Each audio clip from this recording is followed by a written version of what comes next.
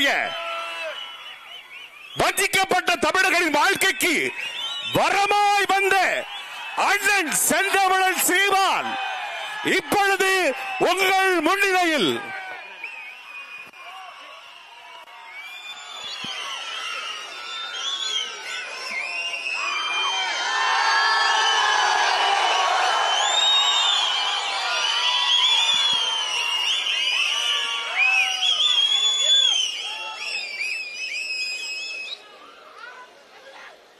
சரியா இருக்கா? இது சரியா இருக்கா?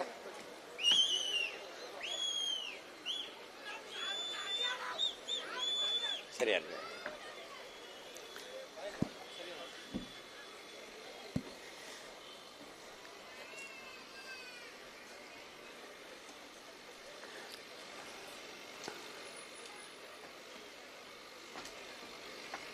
மலைகளின்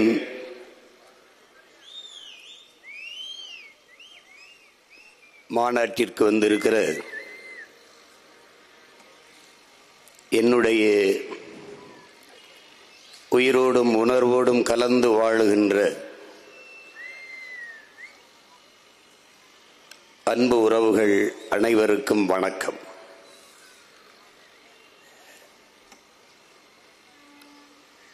உடல் மண்ணுக்கு,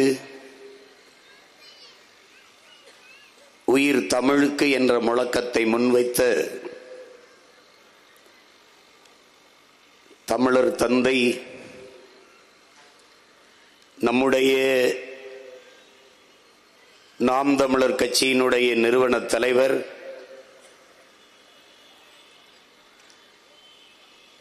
ஐயா சீபா ஆதித்தனார் அவர்களுடைய பிறந்த நாள் இன்று.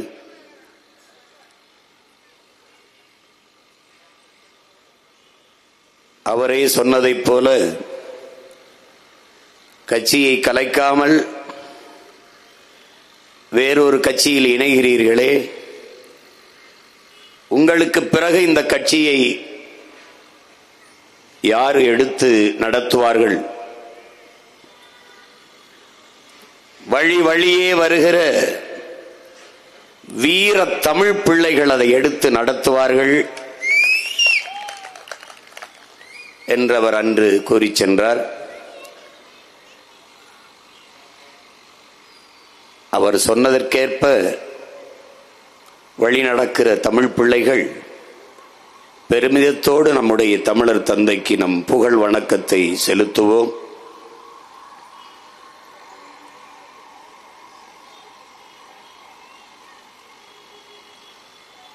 நம்முடைய அன்பிற்கினிய தம்பி விஜய் அவர்கள்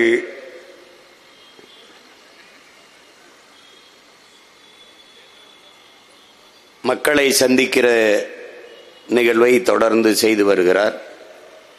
அதிலே இன்று கரூரிலே நடந்த கூட்டத்திலே நெரிசலில் சிக்கி 20 பேர் உயிரிழந்து விட்டார்கள் என்கிற துயரை செய்தியை நமக்கு சொன்னபோது மிகுந்த மனவலியாக இருக்கிறது. அதிலே உயிரிழந்த நமது அன்பு பிள்ளைகள், உறவுகள் எல்லோருக்கும் நம்முடைய கண்ணீர் வணக்கத்தை செலுத்துவோம். அந்த துயரத்தில் ஆழ்ந்திருக்கிற நம் அன்பு சொந்தங்கள் அனைவருக்கும் நம்முடைய ஆறுதலை சொல்லுவோம்.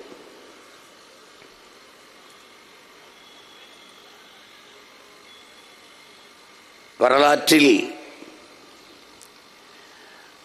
ஒரு பெருமைமிக்க, மிக பெரும் சிறப்புமிக்க இனத்தின் பிள்ளைகள் நாம். உலகில் பல்வேறு மன்னர்கள் ஆட்சி செய்திருக்கிறார்கள். தனிப்பட்ட முறையில் செல்வந்தர்கள் கொடை வள்ளல்களாக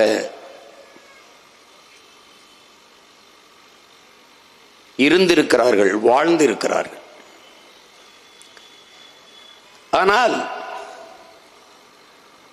நாட்டை ஆண்ட மன்னர்களே வள்ளல்களாக இருந்தது தமிழ் பேரினத்தில்தான். பாரி, ஓரி, காரி, பேகன், ஆய், நல்லி, அதியமான் என்று 7 பெரும் வள்ளல். அதிலே பெருமைமிக்க நம் முன்னவன் கொடையில் சிறந்த அந்த கோமகன், அதியமான் நெடுமான் அஞ்சி இதே தகடூரை தலைமையாக வைத்து ஆட்சி செய்தவன். அவன் உளவிய மண்ணில்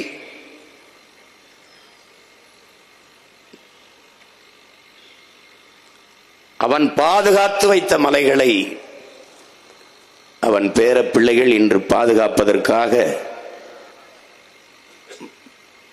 மலைகளின் மாநாட்டை நடத்தி கொண்டிருக்கிறோம்.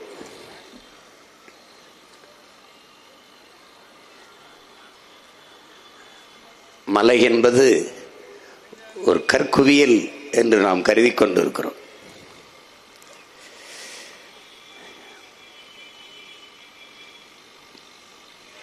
பல லட்சக்கணக்கான உயிர்களின் அது கருவறை.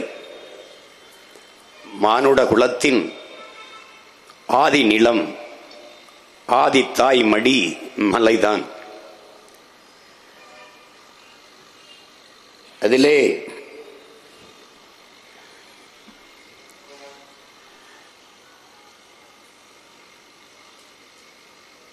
ஐம்பூதங்கள்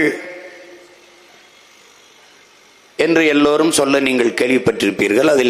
அதை தமிழிலே நாம் ஐம்பெரும் ஆற்றல் என்று சொல்லுகிறோம். நிலம், தீ, நீர், வழி, விசும்பு ஐந்தும் கலந்த, இவை ஐந்தும் கலந்த மயக்கமே உலகம் என்று தொல்காப்பியம் பாடுகிறது. தொல்காப்பியம் நமக்கு கற்பித்திருக்கிறது. அப்ப நிலம், நீர், தீ, வழி, வெளி இந்த ஐந்தும் தான் உலக உயிர்களின் தொடக்கம். அதற்குள்ளேதான் எல்லா உயிர்களும் அடக்கம். மனிதர்கள் மட்டுமல்ல, இந்த 5 ஆற்றல்கள் இன்றி உலகில் எவ்வுயிரும் இல்லை என்பதை தென்னரும் சொந்தங்கள் தெரிந்து கொள்ள வேண்டும்.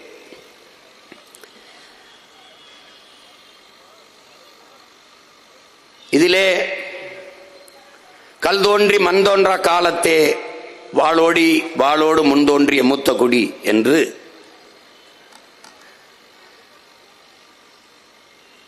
பாடுகிற போது நம்மை தமிழர்கள் வீண் பெருமை பேசுவார்கள். மண் தோன்றவில்லையாம், கல் தோன்றிவிட்டதாம், அதிலே இவர்கள் தோன்றிவிட்டார்களாம் என்று கேலி பேசுவார்கள். கல் தோன்றிவிட்டது, மலை தோன்றிவிட்டது, முதல் நிலம் தோன்றிவிட்டது.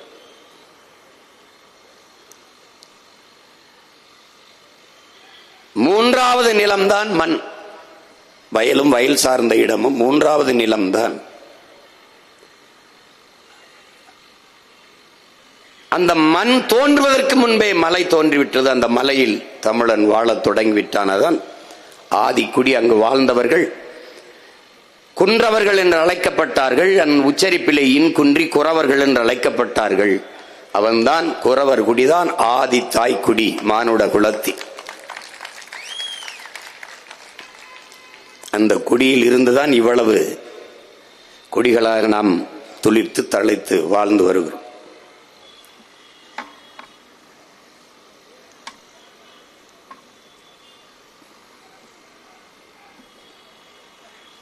முதல்ல மலைகளின் மாநாடு ஏன், மலைவளமே மண்வளம் என்று நாம் சொல்வதற்கு காரணம் என்ன? மலைக்கும் மண்வளத்திற்கும் என்ன சம்பந்தம்? மழை இல்லை என்றால் மழை இல்லை. இந்த உயிரியல் அறிவியல் உண்மையை நாம் உணர வேண்டும். இந்த மலைகளை பார்க்கிற போது நமக்கு என்ன தோன்றும்? மலை, இது பூமி தாயின் மார்பு. இதில் பல கோடிக்கணக்கான உயிரினங்களின் வாழ்விடம். மலையிலிருந்துதான் எனக்கு மழை வருகிறது, அறிவு வருகிறது என்றெல்லாம் பார்ப்போம். ஆனால் இன்றைய ஆட்சியாளர்கள் இந்த மலை வெட்டினால் காசு, பணம், துட்டு, இந்த குவாரி என்று பார்ப்பார்கள். இதுதான் அவர்களுக்கும் நமக்கும் இருக்கிற வேறுபாடு. இங்கே 4 நிலங்கள், இயற்கை நிலங்கள். ஒன்று குறிஞ்சி, குறிஞ்சி மலர் இருப்பதால் மலையும் மலை சார்ந்த இடமும் குறிஞ்சி. அடுத்து காடும் காடு சார்ந்த இடமும் முல்லை, அங்கே முல்லை மலர்கள் இருந்ததால் அது முல்லை என்று பகுக்கப்படுகிறது. அடுத்து வயலும் வயல் சார்ந்த இடமும் மருதம், அது அங்கே மருத மரங்கள் இருந்ததால் மருத நிலம் என்று வகுக்கப்படுகிறது. அடுத்தது கடலும் கடல் சார்ந்த இடமும் நெய்தல். இந்த 4 நிலங்கள் தான் இயற்கை நிலங்கள். 5வது நிலமான பாலை நிலம், அது செயற்கையாக உருவாவது, அது செயற்கை திணை. இங்கே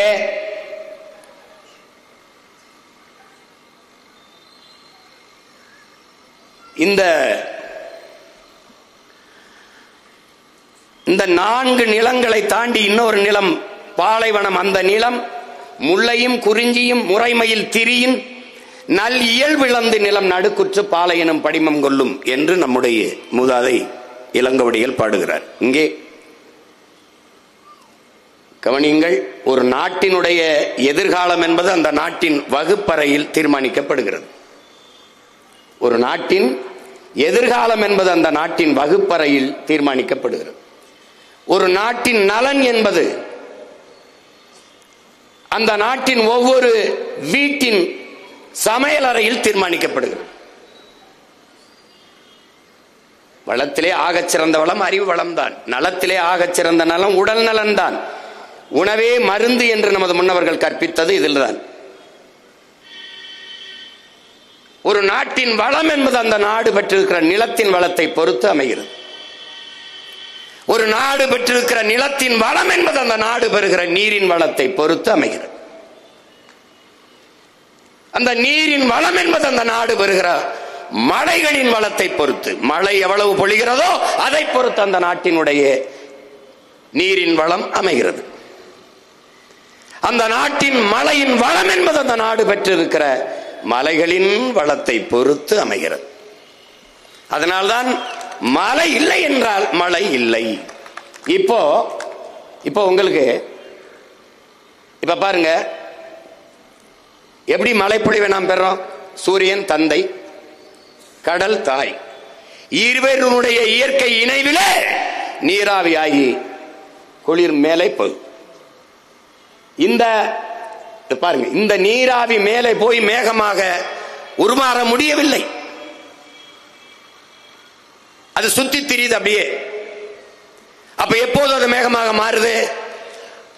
அந்த நீராவிக்கு கணம் அடர்த்தி குறைவாக இருக்கனால மேகமாக உருமாற முடியவில்லை. அப்போது மனிதர்களின் வியர்வை, மரங்களின் வியர்வை, மரத்துக்கு வேர்க்குமா? வேர்க்கும், வேர்க்கும், மரத்துக்கு வேர்க்கும். வேர்க்காத மரங்கள் இருக்கிறது, அது சீமக்கருவேலை, யூக்கலிப்டஸ், இந்த மரங்கள் வேர்க்கிற மரங்கள். மரங்களுக்கு வேர்ப்பதால் தான் அந்த மரத்துக்கு கீழே இருக்கும்போது எவ்வளவு வெப்பமானாலும் குளுகுளு என்று குளிர்ச்சியா இருக்க காரணமா தான் அந்த மரங்களின் வேர்வை மேலே போகுது. அப்பவும் அது மேகமாக உருமாற முடியவில்லை. அப்போது காற்று, இங்க இருந்து எடுத்து போற தூசி, கரி, இதெல்லாம் சேர்ந்து மேகமாக மாறுகிறது. நீராவியாய் மேல போய் மேகமா மாறுது.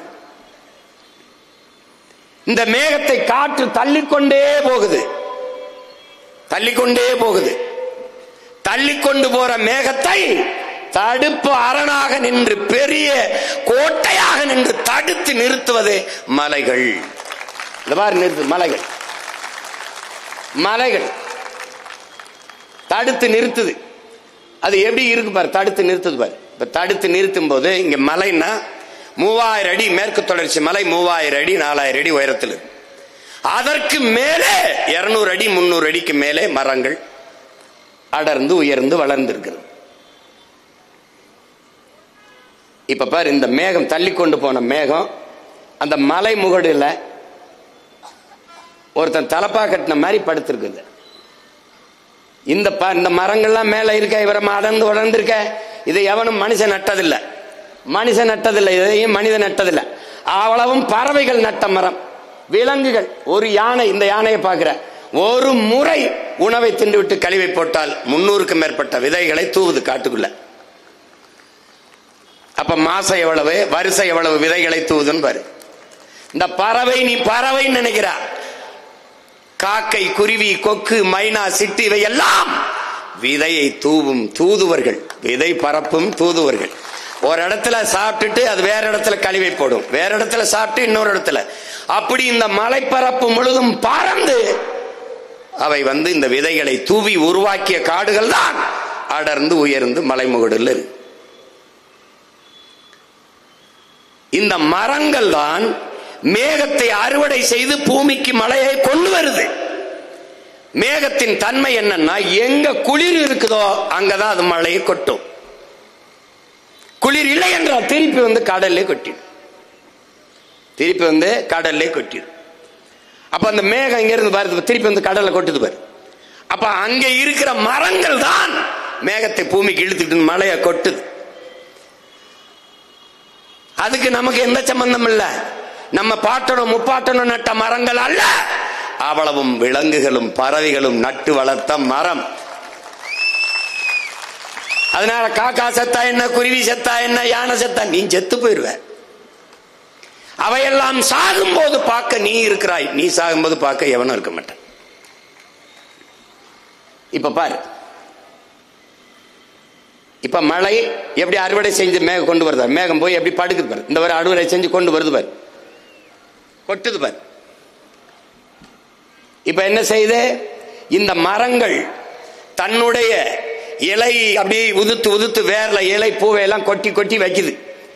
பல ஆண்டுகளால் அப்படியே இருந்து வேர்ல படிஞ்சு படிஞ்சு படிஞ்சு படிஞ்சு மண்ணா மாறுது. அரை அங்குலம் இப்படி மண் இப்படி மக்கி மண்ணா மாறுவதற்கு 1000 ஆண்டுகளை எடுத்துக்கிறது. இந்த வேர்ல படிஞ்சு இருக்கிற இந்த மண்ணின் தன்மை என்னன்னா, அந்த மழை இருக்கு பாருங்க, இந்த மழை பொழியும் போது அப்படியே உள்ள மரத்துல இறங்கி வரும்போது இலைகள் கொஞ்சம் பிடிச்சுக்கிறது, மரத்தோடி அப்படியே வழிந்து வருவதை இந்த வேர் அந்த மண் இருக்குதே மக்கி, அந்த மண் இருக பிடிச்சு சேமிச்சுக்கிறது, அப்படியே வேர்ல பிடிச்சுக்கிறது, ஓட விட மாட்டேங்குது, சேமிச்சு வச்சுக்கிறது அப்படியே. இப்ப எப்படி சேமிப்பு, ஒரு வேளாண் குடிமகன் தன்னுடைய வேளாண்மையில் விளைச்சலில் பாதியை உணவு தேவைக்காக சேமித்து வைப்பது போல அது சேமித்து வச்சுக்கிறது தன் உணவு தேவைக்கு போக மீதியை அப்படி உருட்டி விடுறார். அவர் வர்றார், ஓடி வர்றார். அவர் வரும்போது இந்த காடு இதுதான் சோலை காடுகள். இந்த சோலை காடுகளில் இருக்கிற புற்கள் தன்னுடைய உணவு தேவைக்கு வேர்களிலே நீரை பிடிச்சு வச்சுக்கிறது. பிறகு அவருடைய உணவு தேவை போக மீதியை உருட்டி விடுறார், ஓட விடுறார். அது ஓடி வந்து இந்த மாதிரி சமவெளியில் இருக்கிற கிராஸ்லேண்ட் புல்வெளிகளிலே வழி. அந்த புற்கள் தன்னுடைய வேர்களில் உணவு தேவைக்கு பிடிச்சு வச்சுக்கிறது. இது வெறும் புல் அல்ல, அது நீர் சேமிக்கும் வங்கி என்பதை என் உயிரினும் இனிய என் உடன் பிறந்தார்கள் புரிந்து கொள்ளும். இங்க பாருங்க. இப்போ அந்த புல்வெளியில மாடு, காட்டு மாடு, ஆடு, மான் எல்லாம் மேயுது.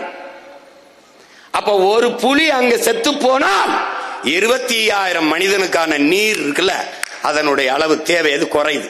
25,000 மனிதனுக்கு கிடைக்கிற நீர் குறையுது. ஒரு புலி செத்தால் எப்படா 25,000 பேருக்கு கிடைக்கிற தண்ணி அளவு குறையுதுன்னா, இந்த மான், இந்த காட்டெருமை, இந்த ஆடு எல்லாம் மேய்து பாருங்க. இந்த புல்ல மேயறதுனால புல்ல அழிஞ்சிருது.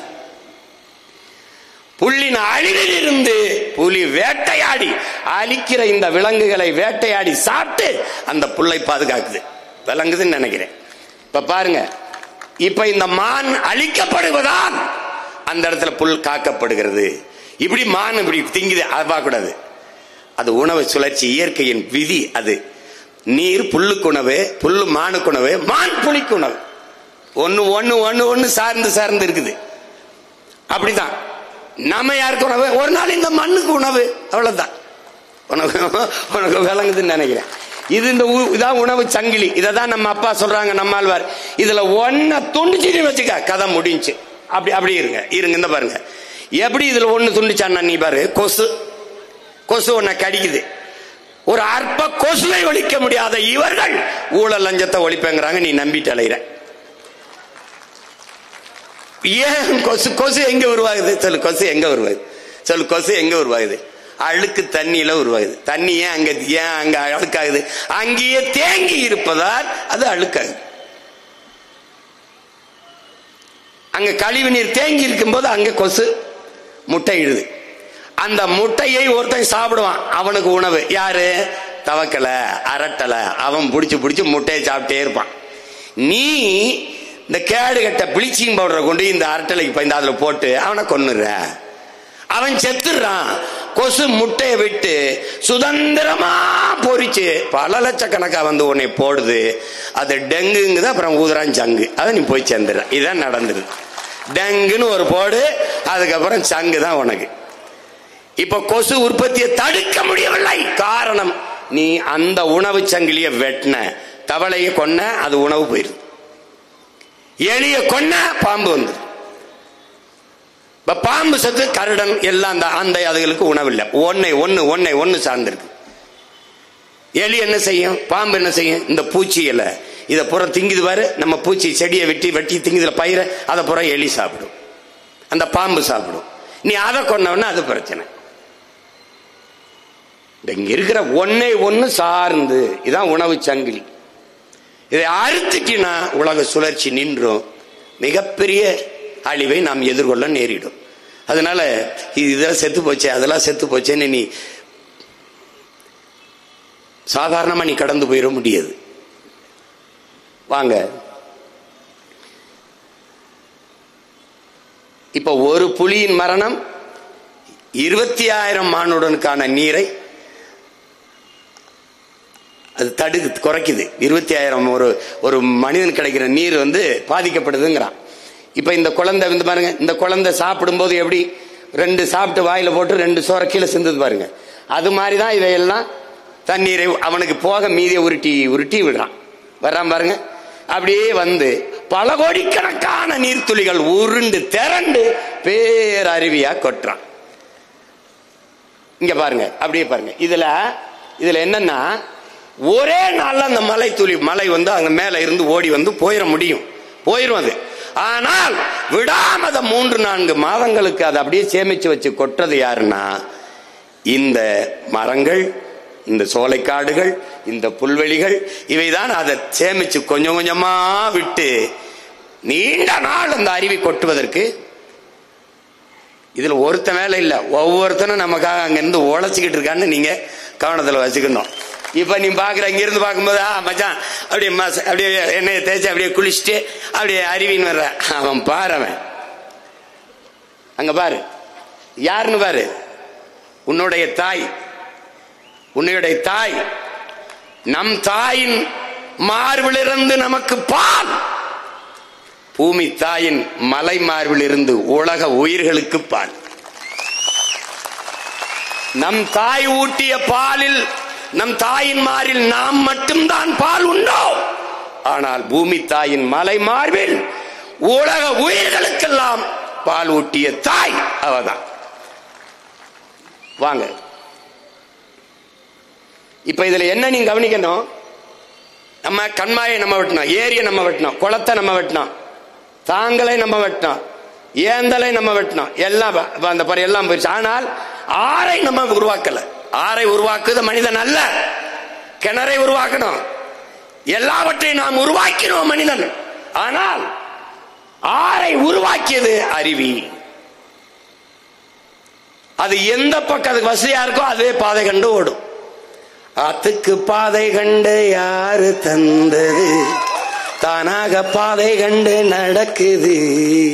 காற்றுக்கு பாட்டு சொல்லி யாரு தந்தது, தானாக பாட்டு ஒண்ணு படிக்குது. அது மாதிரி தானாக பாதை கண்டு ஓடியது ஆறு.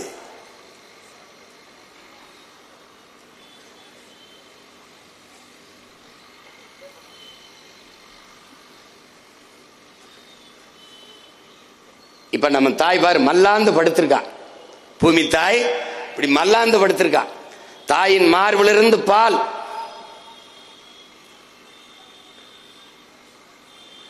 அதை போல பூமி தாயின் மலை மார்பிலிருந்து எல்லா உயிர்களுக்கும் பால்.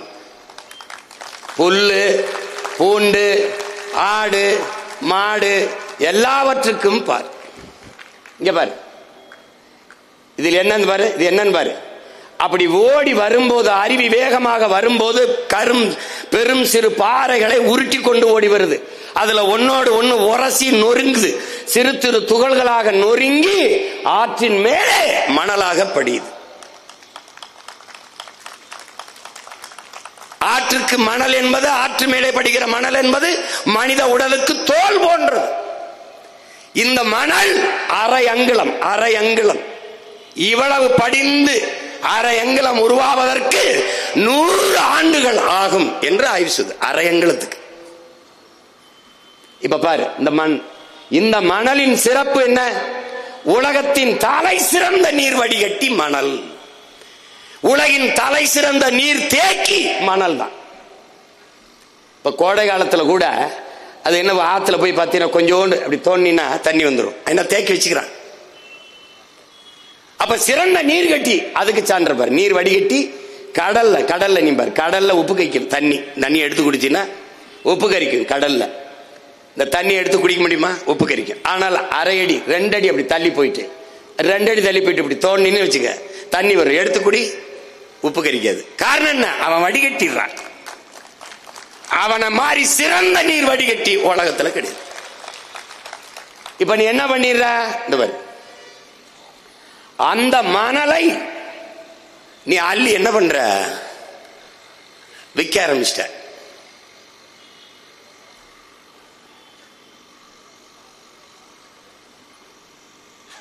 எல்லாருக்குமான பாலை கொடுக்கிறா பாரு உன்னுடைய ஆறு. இது எல்லாருக்கும் கொடுப்பார். எல்லா உயிர்களுக்கும், கடைசியா அணிலுக்கும்.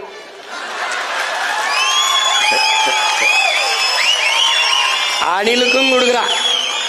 ஆனா அணிலுக்கு இது தெரியாது. அப்ப யாருக்கு தெரியும்? புலிகளுக்கு தான் தெரியும்.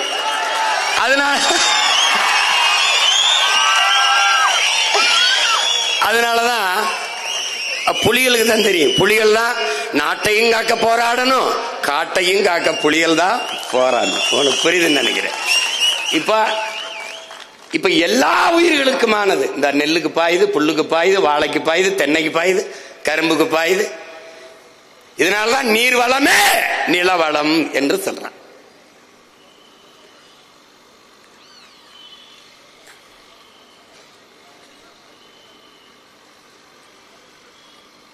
இப்ப பாருங்க,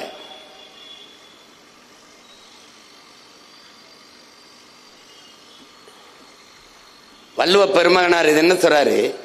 மணி நீரும் மண்ணும் மலையும் அணிலர் காடும் உடையது அறைங்கிறார்.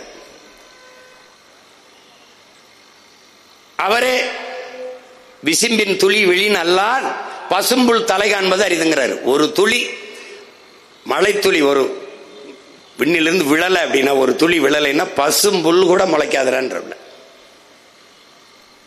அப்ப என்ன நீங்க புரிஞ்சுக்கணும்? அந்த நீரின் அருமையை நீரின்றி அமையாது உலகன்னு பண்ணது அவர் தான். ஆனா நீ என்ன புரிஞ்சுக்கணும்?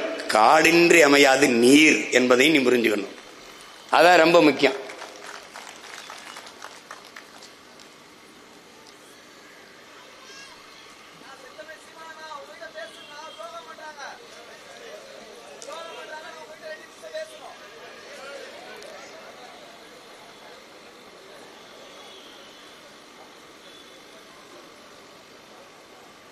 இப்ப என்னன்னா, இந்த மலைகளை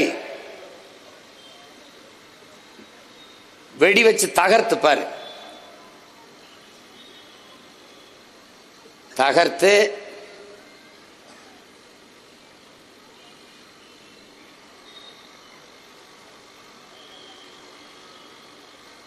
எப்படி வெட்டிருக்கான் பாரு. ஒரு பல்ல பிடுங்கினா அதை எளிரோட பிடுங்கிட்டு அந்த இடத்துல எவ்வளவு பள்ளம் இருக்குமோ அது மாதிரி நம்முடைய மலையை அறுத்து கொண்டு போறான்.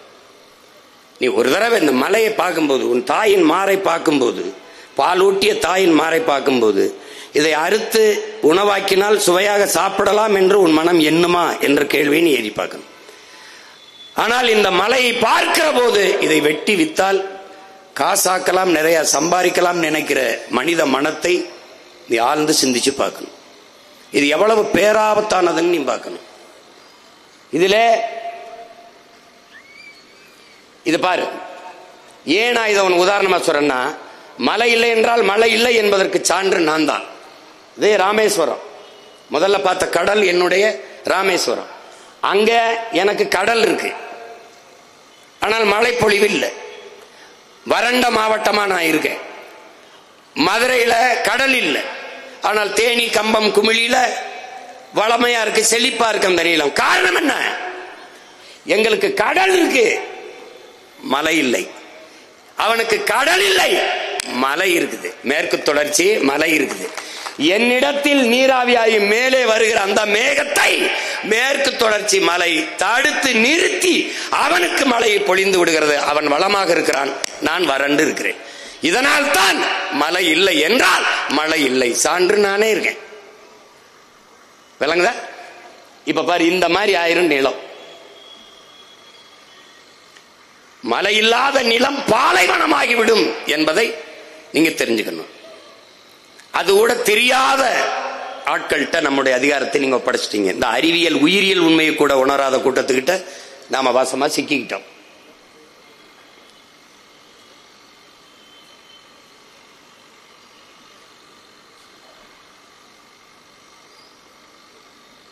இதுல என்னன்னு பாத்தீங்கன்னா, நம்முடைய முன்னவன் கரிகாலன் இந்த ஓடுகிற நீரை அணை கட்டக்கூடாது, குறுக்க அணை கட்டி தடுக்க கூடாது. தடுக்கிறதுனால என்ன ஆயிரும் பாருங்க. இப்ப பாருங்க, இப்ப தடுத்தீங்கன்னா உன்னுடைய ரத்த நாளங்கள் போலதான் பூமி தாய்க்கு நதி. அந்த நதியிலே குறுக்க ஒரு அணையை நீ கட்டிட்டீங்கன்னா உன்னுடைய ரத்த நாளங்களில் ஒரு இடத்துல தடை ஏற்பட்டால் எப்படி அந்த இடம் செயலிழந்து விழுந்து விடுமோ, இயங்காதோ, அதை போல மற்ற இடத்தில் ஆறு மரணித்து விடும். அந்த தேக்கி வைக்கிற இடத்திலே நிறுத்துங்க, தேக்கி வைக்கிற இடத்திலே நீர், நிலத்தடி நீர் உயரும், அந்த இடத்தில் இருக்கிற உயிரினங்கள் வாழும். மற்றபடி அந்த நதியை நம்பி இருக்கிற இடங்கள் இது போல வறண்டு போகும், மற்ற உயிரினங்கள் வாழ முடியாது. அந்த இடத்திலே ஆறு மரணித்து விடும். அப்ப என்ன பண்ணும்? தடுக்க கூடாது. அப்ப என்ன பண்ணும்? நீரை ஓட விடணும். எந்த முறையை கையாளணும்? நமது முன்னவன் கரிகால் பெருவளச்சோழன் கட்டியது போல ஒரு தடுப்பணை தான் கட்டணும். நமது பாட்டன் 1800 ஆண்டுக்கு முன்னாடி அவன் அணையை கட்டி தடுக்கவில்லை, தடுப்பணை கட்டினான். இந்த அணையில் வேண்டிய அளவு நீரை தேக்கி விட்டு அதுக்கு மறுபடியும் மேலே ஏறி அந்த போயிரும், அடுத்த பக்கம் போயிரும். அப்ப தேவையான அளவுக்கு சேமித்து விட்டு மேலே ஏறி ஓவர்ஃப்ளோ ஆகி தடையை தாண்டி போயிரும். அது தடுப்பணை. இது எந்த முறையிலன்னா, இந்த மாடு, பசு மாடு பாருங்க, அப்படியே இந்த பசு மாட்டுல கண்ணுக்குட்டியை குடிக்க விடுறோம். பசு யாருக்கு பால் கறக்குது? கண்ணுக்குட்டிக்கு தான்.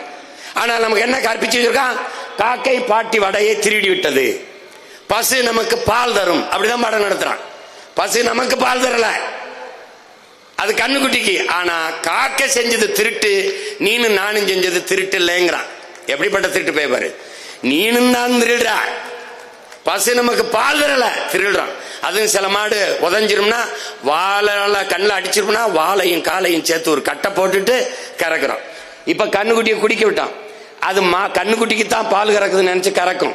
நம்ம அது திரும்பி பார்க்க விடாம முன்னாடி கொஞ்சம் கூளத்தை போடுவோம். இப்ப போடுவாரு பாருங்க, போடுறாரா? இது சாப்பிடும். அது குனிஞ்சு இறைய சாப்பிட்டு போது பாலை கறந்துருவார். உனக்கு தேவையானதை எடுத்துக்கிட்டு திருப்பி அதே கண்ணுக்குட்டிய கொஞ்சம் மடுவுல மிச்சம் வச்சு பாலை குடிக்க விடுவார். பாரு, குடிக்க விடுறாரா? இந்த முறையைத்தான் நீ நீர் மேலாண்மையில கையாளணும். எப்படின்னா, கடல்ல இருந்து தாயிலிருந்து வந்த பாரு, ஆறு, ஏரி, கண்மாய், கரணை, தாங்கல், ஏந்தல், ஊரணி, குளம், குட்டை, இப்படி நமது பண்டை தமிழ் முன்னவர்கள் நீர் மேலாண்மையை கடைபிடிச்சிருக்கான். இது போல ஆறுல இருந்து வர்றதை, அந்த நீரை ஒரு ஏரியை வெட்டி இப்ப ஏர்போர்ட் கட்டுறான்ல 5000 ஏக்கர், என் மக்கள் தர மாட்டேங்கிறான். அதே 5000 ஏக்கர்ல அவன் மகன் நான் ஏரி வெட்டுறேன்னா கொடுத்துருவான். 5000 ஏக்கர்ல ஒரு 500 ஏக்கர்ல ஏரிய வெட்டி நீரை தேக்கினால் அந்த 5000 ஏக்கருக்கு பாசனம். இப்ப எங்க பாட்டன் அரசேந்திரன் வீரநாராயண ஏரி வெட்டியிருக்கான், 16 கிலோமீட்டருக்கு வெட்டியிருக்கான். என் ஊர் ராமேஸ்வரத்திலிருந்து தலைமன்னாருக்கு 16 கிலோமீட்டர் தான் கடலின் குறுக்கு வாட்டில். அப்ப 16 கிலோமீட்டர் ஒரு சின்ன கடல். அந்த கடலை, அந்த ஆறை, அந்த அணை, அந்த ஏரியை தூர்வாரினால் எவ்வளவு நீரை தேக்க முடியும் பாரு. வீரநாராயண ஏரியில் கடலூர் ஆண்டுதோறும் அதிக மழை பொழியுது, வெள்ளத்தில் மிதக்குது. அந்த நீரை சேமிச்சா நான் பெரும் குழாயின் மூலமாக, ராட்சச பெருங்குழாய்களின் மூலமாக தூக்கி கொண்டு போய் என்னுடைய காவிரி, என்னுடைய தஞ்சைக்கு தண்ணியை ஊத்திடுவேன். அவன்கிட்ட போய் கஞ்சிக்கிட்டு கொண்டே அவசியம் இல்லை. அப்ப என்ன சொல்றான், அந்த ஆறை அப்படியே ஓட விடுறா, திருப்பிடா, ஏரியில சேர்றான். கண்மாய், கரணை, தாங்கல், ஏந்தல், குளம், ஊரணி, குட்டை, இப்படி எல்லாத்திலையும் சேர்த்துக்கடா. தேக்கிட்டு திருப்பி தாயிடமே சேயை சேர விடு. பசுவிடம் எப்படி கண்ணுக்குட்டியை திருப்பி விட்டியோ அப்படி அந்த தாயிடத்திலே நதியை சேர விடு. சேர விடாம பாரு.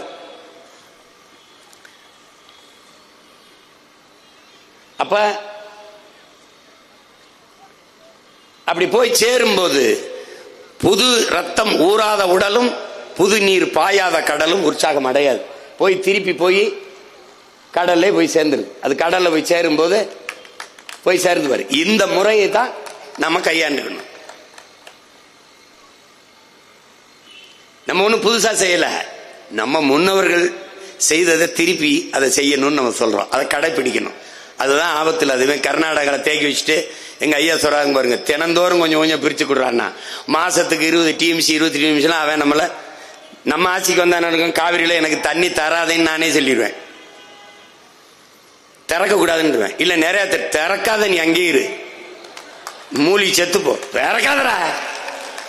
நீ என்ன தண்ணியாட விடுற, சோப்பு நிறைய திறந்து விடுற.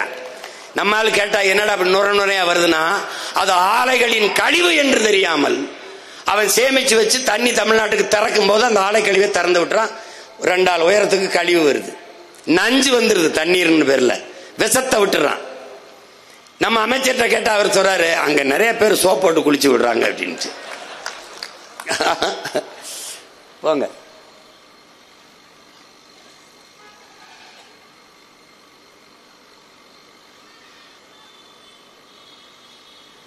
அதுதான் சொல்லுது, குளம், குட்டை, ஏரி இப்படி நீரை தேக்கிக்கிட்டு திருப்பி கடல்ல விட்டுறணும்னு சொல்லுது. இப்ப இதுல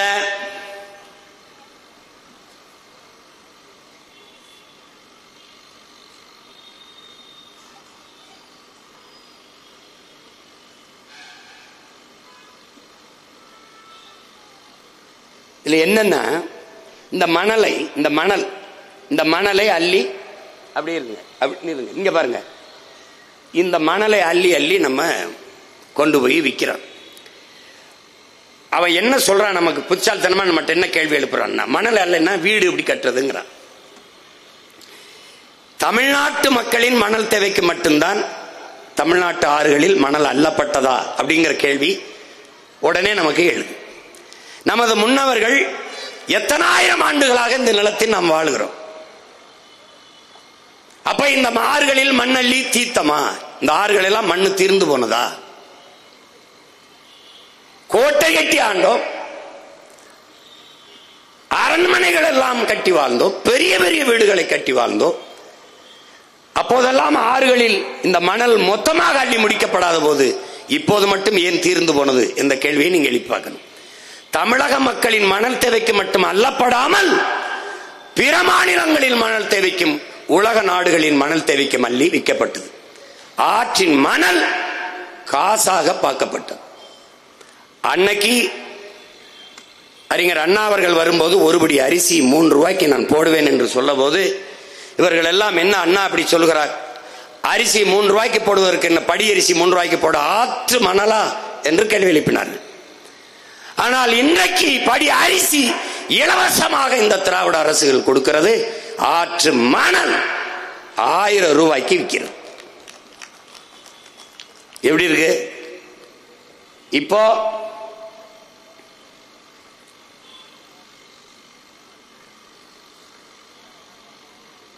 எவ்வளவு நீங்க பாருங்க. ஏரி குளம் வெட்டுங்கடா, ஆத்துக்குள்ள ஏரி குளம் வெட்டிருக்கான் பாருங்க. இந்த பாருங்க, 3 அடி தான் மண் அல்லணுங்கிறது அரசினுடைய சட்டம். 3 அடி தான் அல்லணும்னு. அவன் இரும்பு கை கொண்டு 30 அடிக்கு அள்ளிப்பான். 30 அடிக்கு இரும்பு கை கொண்டு பொக்களை நெந்தரம் கொண்டு அள்ளிக்கொண்டே இருப்பான். பாருங்க, வண்டி வண்டியா போகுது பாருங்க, போய்கிட்டே இருக்கு. அவ்வளவும் இதை காசா பாக்குறான். கொண்டு போய் பிற மாநிலங்களுக்கு, இங்கே பாலாற்று மணல் கிடைக்கும், அங்கே தாமிரபரணி ஆற்று மணல் கிடைக்கும் என்று எல்லா மாநிலங்களும் எழுதி வைக்கப்பட்டு விற்கப்படுகிறது. இதை அள்ளி திண்டது இந்த திராவிட பெருமக்கள் தான். இது ஒரு சனியன், இது ஒரு சனியன். இந்த 2 சனியனையும் சட்டையா தச்சு கொண்டு இப்ப ஒரு சனியன் சனிக்கிழமை வரும். இத சொன்னதுக்கு தான் அண்ணாவை சொல்லிட்டாரு, எம்ஜிஆர் சொல்லிட்டாரு. இந்த 2 சனியனை தான் சொல்றேன். புரியுதா?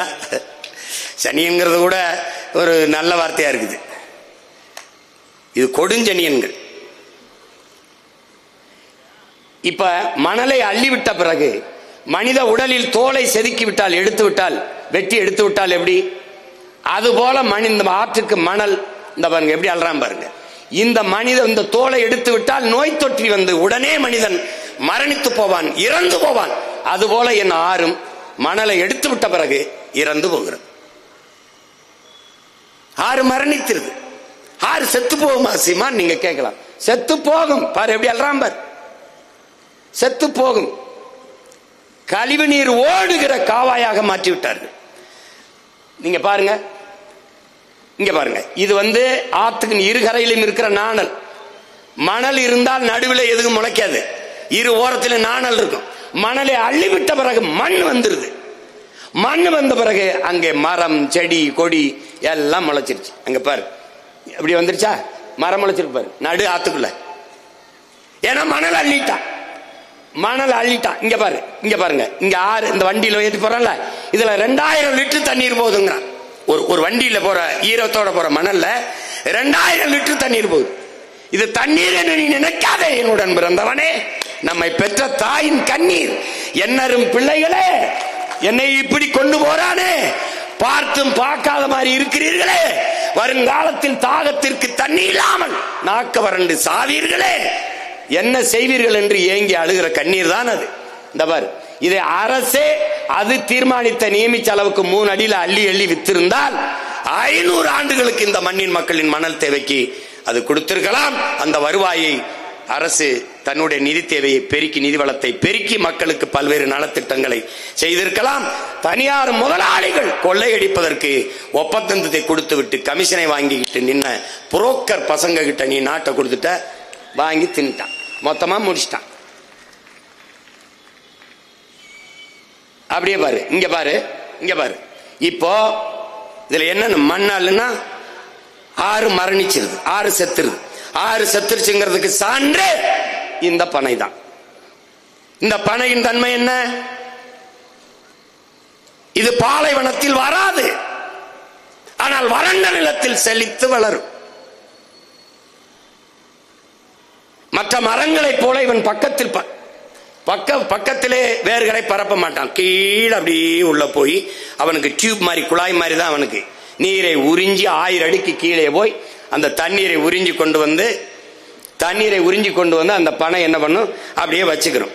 அந்த நீர் வளத்தை பெருக்கி நிலத்தின் வளத்தையும் பெருக்கி கொடுக்கும் பனை. அப்ப 10 பனை மரம் ஒரு கிணறை சுற்றி இருந்தால் நீரை கடைசி வரை வற்ற விடாது என்கிறார் நம்முடைய அப்பா நம்மாழ்வார் அவர்கள். அந்த பனை 1000 அடிக்கு கீழே இருந்து தண்ணீரை எடுத்து வரக்கூடிய ஆற்றல் பெற்ற பனை கழுத்து முறிந்து வாழ முடியாமல் வறண்டு சாகிறது என்றால் உன்னுடைய நிலம் நீரற்ற நிலமாக மாறிக்கொண்டிருக்கிறது, உன்னுடைய நிலம் பாலைவனமாக மாறிக்கொண்டிருக்கிறது என்பதை உனக்கு பறைசாற்றுகிறது, எச்சரிக்கிறது, அறிவுறுத்துகிறது, எடுத்து சொல்லுகிறது. அதுதான் இந்த பனை, தென்னை, பாக்கு, இந்த மரங்கள் எல்லாம் ஆத்து கரையில் நிற்கிற மரங்களை கழுத்து முறிஞ்சு சாவதே சான்று.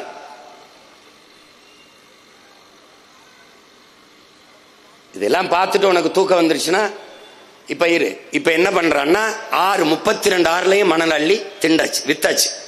இப்ப மணல் தீந்துருச்சு, அதுக்கு மேல ஆத்துல மணல் இல்ல. இப்ப என்ன பண்றான், இப்ப என்ன பண்றன்னு அவனுக்கு தெரியல. இப்ப எம் சாண்ட் மலை மணல்னு ஒரு வார்த்தை போடுறான். இது எப்படிப்பட்ட அணுகுமுறைனா, எங்கிருந்து ஆறு வந்தது? மலையிலிருந்து. மலையிலிருந்தா வந்தது. அந்த ஆறு எங்கிருந்து வந்ததோ, அருவி வந்து ஆறு வந்ததோ, அந்த ஆறை கொண்டு வந்த அந்த மலையவே இப்ப என்ன பண்றான், எம் சாண்ட்னு இருக்கிறான். இந்த ஆறை உயிர்ப்பிக்க முடியும்னா அதுக்கு வாய்ப்பே இல்லை. ஏனால் எங்கிருந்து ஆறு வந்ததோ அந்த ஆறு உருவான கருவறையவே அவன் அறுக்கிறான். எப்படி? பரமசிவன்கிட்ட வர வேண்டி பத்மாசுரன் தவம் இருக்கான். தவம் இருக்கும்போது என்ன வர வேண்டும்னு கேட்கிறான் அவன். இவன் எனக்கு நான் யார் தலையில கை வச்சாலும் அவன் எரிஞ்சு சாம்பலானம்ன்றான். இவர் சிவன் தந்தேன்றாரு. நீ கொடுத்த வரம் வேலை செய்தா இல்லையான்னு பார்ப்போம், உன் தலையில கைய வைப்போன்றான். இது எப்படிப்பட்டதுன்னா, எவன் ஆரை தந்தானோ அவனையே அழிக்கிறது. இப்ப பரமசிவன் வரம் தந்தவன் தலையிலேயே கைய வைக்க பத்மாசுரம் ஓடுறான். இப்ப ஆரை தந்தவன் தலையவே அறுக்கிறான். அதான் எம் சாண்ட், மலை மணல். மலையை மணலாக, மலையை கல்குவாரியாக. ஏன் மணல் குவாரி, ஏன் கல்குவாரி? ஏன்னா வாரி வாரி எடுப்பதால் அது மணல் குவாரி, கல்குவாரி. அதான் அதுக்கு பேரு. ஆச்சு, எல்லாம் தின்ட்டான். உன் தாயின் மாறு, இந்த மாறுல நீ பால் குடிக்கிற, இந்த மாறை அறுத்து ரத்தம் குடிப்பது எப்படிப்பட்ட கொடுஞ்செயலோ அப்படிப்பட்ட கொடுஞ்செயலை இவர்கள் செய்து கொண்டிருக்கிறார். பாலூட்டி வளர்த்த தாயின் மாறை அறுத்த படுபாதகர்கள் இவர்கள். பாரு எப்படி வெற்றிருக்காங்க. இது வரவால்ல. சில மலைகள் இப்படி முன்னாடி பார்க்கும்போது மலை இருக்கும், பின்னாடி போனீங்கன்னா முதுகு அப்படியே வெட்டி எடுத்திருப்பான், பின்னாடி மலை இருக்காது. பாரு, இதெல்லாம் நாங்க காட்டுறது கொஞ்சம் தான். கன்னியாகுமரி, தேனி, தென்காசி, திருநெல்வேலி, கோயம்புத்தூர், ஈரோடு, கரூர், எல்லா இடத்துலயும் மழை இல்லை. பார்த்துக்க, உன் தாயின் மாற அறுத்து ஏற்றி போயிட்டு இருக்கான். அவனுக்கு அதை பத்தி கவலை இல்லை. அவன் பணம் இருந்தா வாழ்ந்துடலான்னு நினைக்கிறான்.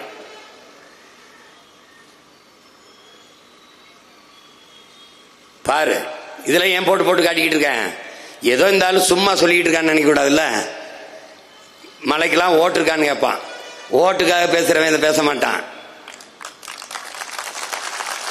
என் தம்பி பாலமல்லீஸ்வரர் மாதிரி நாட்டுக்காக நிக்கிற பிள்ளைகள் தான் இதை நாங்க பேசுவோம்.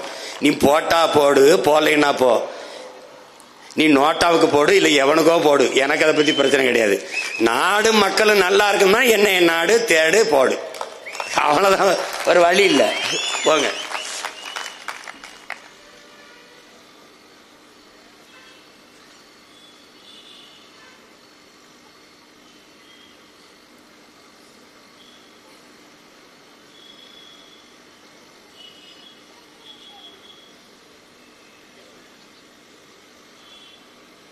இப்ப என்ன நம்ம கேள்வி எழுப்ப வேண்டியது இருக்கு.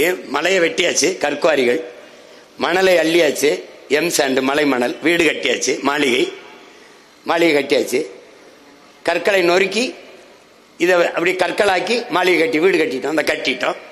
இப்ப மணலா நொறுக்கி கற்களா நொறுக்கி சாலை போட்டோம், ரோடு போட்டோம், வேகமா போல 8 வழி 4 வழி போட்டோம். வேகமா போறோம். எங்க போறோம்? வீட்டுக்கா சுடுகாட்டுக்கா? இதுதான் கேள்வி. மலையை நொறுக்கி கற்களாக்கி மாளிகை, மலையை நொறுக்கி மணலாக்கி மாளிகை, மலையை சிறு சிறு கற்களாக நொறுக்கி சாலை, எங்கே போவதற்கு என்ற கேள்வியை அறிவார்ந்த தமிழ் சமூக மக்கள் உயிர்மை நேயம் கொண்டு, இயற்கையின் மகன், என்னை பெற்றவள் இயற்கை தாய் என்று அறிந்த அன்பு தமிழ் சமூக பிள்ளைகள் ஆழ்ந்து சிந்தித்து பார்க்கணும். இப்ப எங்க போகுது உன் தாயின் மாறு? எங்க பாரு, தெருவில் குமிச்சு வச்சிருக்கான் பாரு, எம் சாண்ட் மலை மணல். இது பாத்துக்க.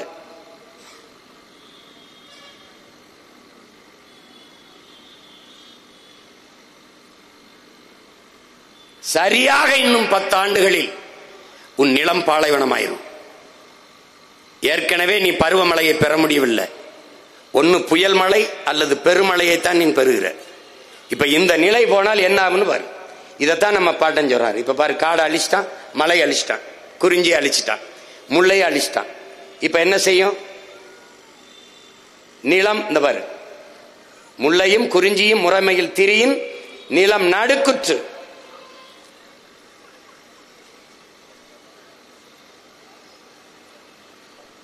போங்க.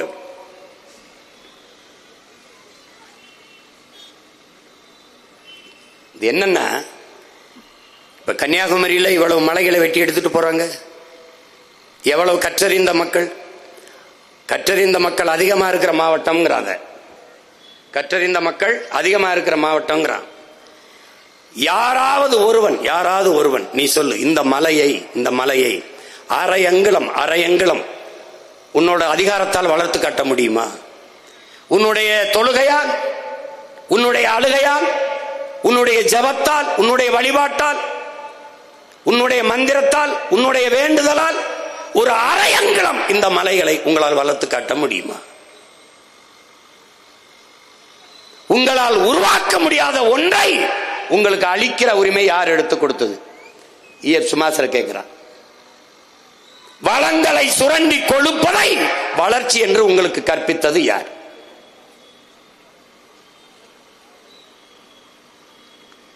பாருங்க, வளங்களை சுரண்டி கொடுக்கிறான்.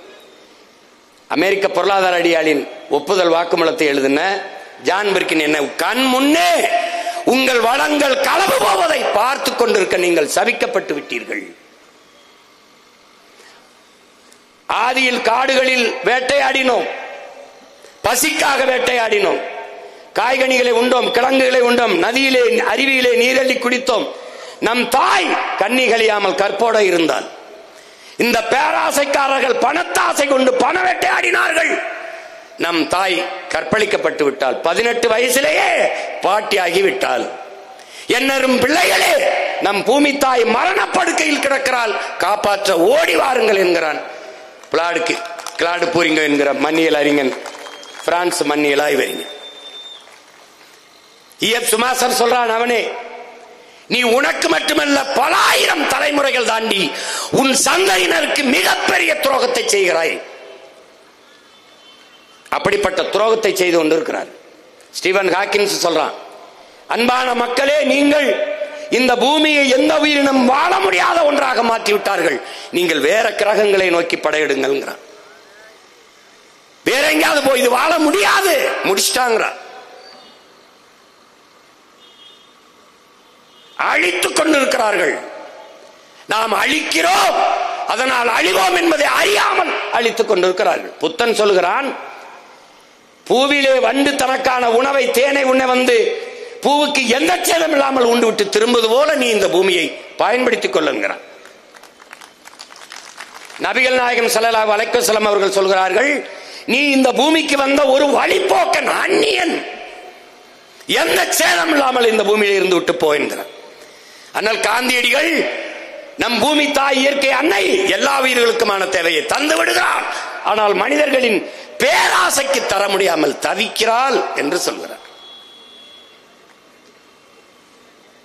இங்க பாருங்க, சென்னை மீனம்பாக்கம் விண்ணூர்தி நிலையம் தேவை. பரந்தூர்ல 5000 ஏக்கர்ல விண்ணூர்தி நிலையம் பேராசை. கோயம்பேடிலே பேருந்து நிலத்தம் தேவை. கிளாம்பாக்கத்திலே 410 கோடியிலே பேருந்து நிறுத்தம், பேருந்து நிலையம் பேராசை.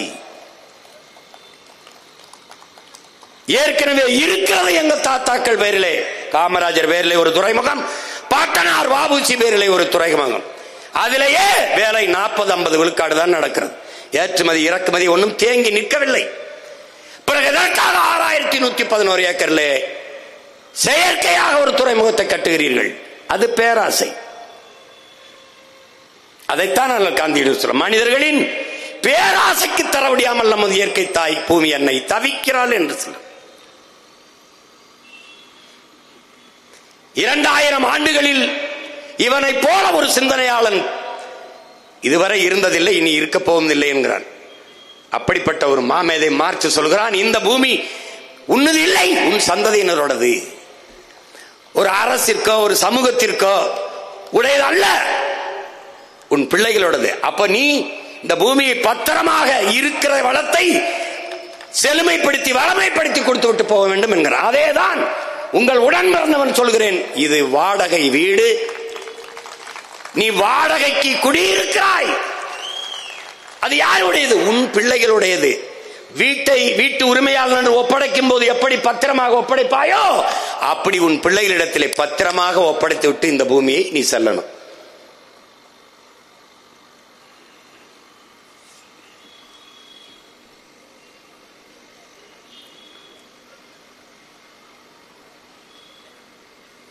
இது என்ன? இங்க பாருங்க, நீங்க என்ன நினைக்கிறீங்க? என் பெற்றோர்கள், என் அன்பு சொந்தங்கள் என்ன நினைக்கிறீங்க? உங்க பிள்ளைகளுக்கு பெரிய வீட்டை, வாழ்வதற்கு நல்ல வீட்டை, பெரிய வீட்டை வைத்து விட்டு போக வேண்டும் என்று நினைக்கிறீர்கள். ஆனால் உங்கள் மகன், உங்கள் பிள்ளைகள், நாங்கள் எங்கள் பிள்ளைகள் வாழ்வதற்கு நல்ல நாட்டை வைத்து விட்டு போக வேண்டும் என்று நினைக்கிறோம். பாருங்க, நீங்கள் காரு, காசு, பணம் இதை வைத்து விட்டு போக வேண்டும் என்று நினைக்கிறீர்கள். ஆனால் உங்கள் பிள்ளைகள், நாங்கள் அதே என் பிள்ளைகளுக்கு நல்ல காற்றை சுவாசிக்க வைத்து விட்டு போக வேண்டும் என்று நினைக்கிறோம். என்ன நினைக்கிறீங்க? தங்கத்தை வைத்து விட்டு போக வேண்டும் என்று நினைக்கிறீர்கள் உங்கள் பிள்ளைகளுக்கு. ஆனால் நீங்கள் பெற்ற பிள்ளைகள், நாங்கள் எங்கள் பிள்ளைகளுக்கு குடிக்க நல்ல தண்ணீரை வைத்து விட்டு போக வேண்டும் என்று நினைக்கிறோம். சொத்தை சேர்த்து வைத்துவிட்டு போக வேண்டும் என்று நினைக்கிறீர்கள். நாங்கள் நஞ்சில்லாத சோத்தை வைத்து விட்டு போக வேண்டும் என்று நினைக்கிறோம்.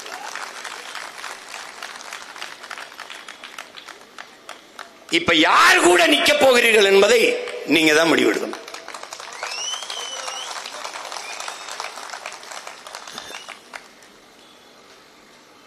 இப்போ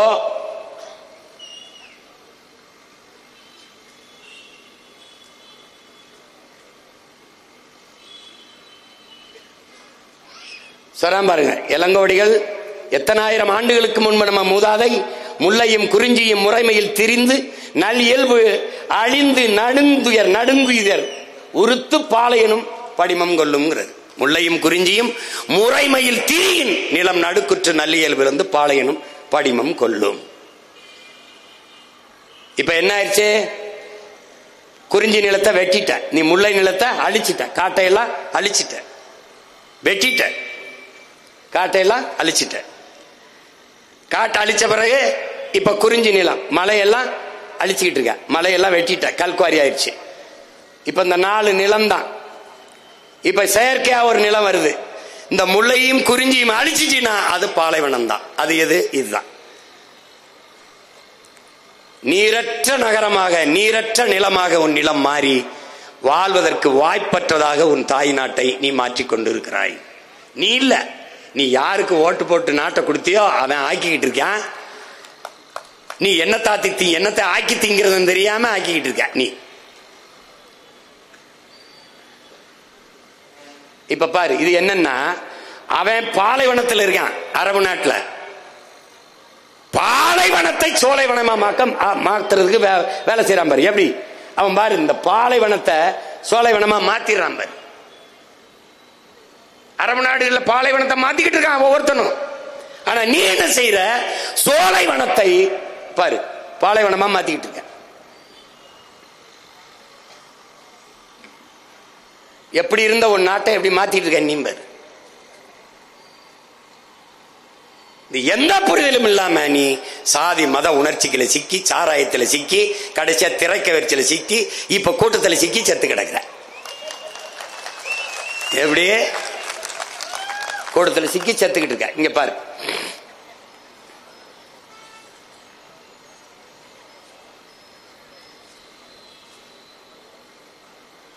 இதுல என்னன்னா, இங்க பாருங்க, இந்த மலையை, இந்த மணலை இப்ப அள்ளி விக்கிற பெருமக்கள் இருக்கான் பாருங்க. இவன் பூரா அதிகாரம் தான் தடுக்கணும், ஆனா அதிகாரம் தான் வெட்டுது, அதிகாரம் தான் விக்குது.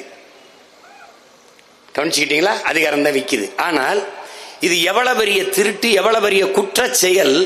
இதற்கு சமூகம் மரியாதை கொடுக்குது. சாராயம் காய்ச்சுற தொழிற்சாலை வச்சிருக்க, ஒரு லிக்யூர் ஃபேக்டரி வச்சிருக்காப்ல, அதுக்கு பேரு மினரல்னு வச்சிருக்கான். லிக்யூர் ஃபேக்டரி வச்சிருக்கிறாரு. அவர் சமூகத்துல மதிப்பிற்குரியவர். இந்த மலையை வெட்டி விற்கிறவன் குவாரி வச்சிருக்கிறார். மணலை அள்ளி விற்கிறவன் மணல் குவாரி வச்சிருக்காரு. பெரிய முதலாளி, சமூகம் மதிப்பு மிக்கவராயிருந்தார். அப்ப எப்படி ஆயிட்டு இருப்பாரு? எது குற்றமோ அது சட்டப்படி ஆயிருக்கு. இப்போ இது விழிங்கம், விழிங்கத்துல துறைமுகம். இதை கட்டுறது யாரு? அதானி. இந்த நாடு ஒரு தனியார் முதலாளிக்கு துறைமுகம் கட்டுற உரிமையை கொடுக்குது. அவருக்கு கடன் 8000 கோடி அதுவே கொடுத்துருக்கு. ஏன் அந்த காசு வச்சு நீங்க கட்ட முடியாது? ஏன்னா இடையில ஒரு தரகர் அவருக்கு தேவைப்படுது, இவர் கட்டுறார். கேரளா துறைமுகம் யாருக்கு? கேரளாவுக்கு. துறைமுகம் யாருக்கு? கேரளாவுக்கு. ஆனால் இந்த துறைமுகத்தை கட்டுவதற்கு 80 லட்சம் டன் கற்கள் தேவைன்னு என்னுடைய தாயின் மாறை கன்னியாகுமரியிலிருந்து எடுத்துட்டு போறான். இருங்க, அப்படி கன்னியாகுமரியிலிருந்து எடுத்துட்டு போறான். ஏன் நீ கேரளாவில் மலை இருக்க ஏன் வெட்டல? கன்னியாகுமரியிலிருந்து எடுத்துட்டு போறான். என்னுடைய வளத்தை எடுத்துட்டு போயிட்டு அவன் எனக்கு ஒரு பரிசு தரான். எது? குப்பையை கொண்டாந்து கொட்டிட்டு போறான். இங்க மண்ணை எடுத்துட்டு போக வேண்டியது, மண்ணை அங்க கொட்ட வேண்டியது, குப்பை அள்ளிட்டு வந்து என் ஊர்ல கொட்டிட வேண்டியது. அப்ப என்னுடைய தாய் நிலத்தை வள கொள்ளைக்காடாகவும் குப்பை மேடாகவும் மாற்றுகிறார்கள், மாற்ற அனுமதிக்கிறார்கள் திராவிட ஆட்சியாளர்கள். இந்த மாடலுக்கு பேர் தான் திருட்டு திராவிட விளம்பர மாடல். விளம்பர மாடல். இதுல எதுவுமே தெரியாதவன் நாட்டை அதிகாரத்தில் உட்கார்ந்து ஆண்டுகிட்டு பாரு குப்பையை பத்துக்கு. அவன் நமக்கு கொடுத்த பரிசு இது. கொஞ்சம் தான் நினைக்காத. மருத்துவ கழிவு, ஆடு மாடுகள் வெட்டிய குடல், அந்த கழிவு, குழந்தை பிறந்த குழந்தைகள் விழுந்த இறந்த குழந்தைகள் அதனுடைய கழிவு எல்லாத்தையும் கொண்டாந்து கொட்டிட்டு போயிட்டான். பாத்துக்க. இதை எதிர்த்து போராடுறதுக்கு ஒரே ஒரு கட்சி தான் இருக்கு, அது நாம் தமிழர் கட்சி தான் போராடிட்டு இருக்கு. என்னுடைய தாய் நாடு உன்னுடைய குப்பை மேடா என்ற கேள்வி அதை எழுப்புது. நம்ம மட்டும்தான் கேட்கிறோம்.